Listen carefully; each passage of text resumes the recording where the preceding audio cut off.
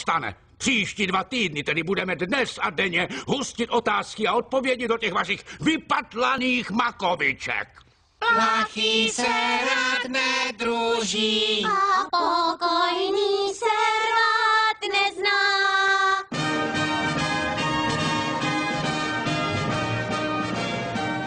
Takže děti, na normovaný test můžeme odpovídat podle 12 základních vzorců. Říkejte po mně. Acaca, dabaca, acacaca. Acaca, dabaca, acacaca. Vzorec 2. Dacaca a dada, badaca. Dacaca a dada, badaca. Největší město v Montaně?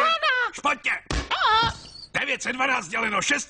Takhle nemůžete učit. Ale můžu. Držím se návodu. O jaký návod se to prosím jedná? Hod na cíl. Vezměte si cvičební test, do ruky tušku číslo 2 a... Jaké tušky, že si máme vzít? Dvojky. Všichni máte mít dvojky. Jo, vaše dvojky jsou fakt parádní. Ano, já mám rád plné tvary. Rád si na ně sáhnu a rád si je také potěškám.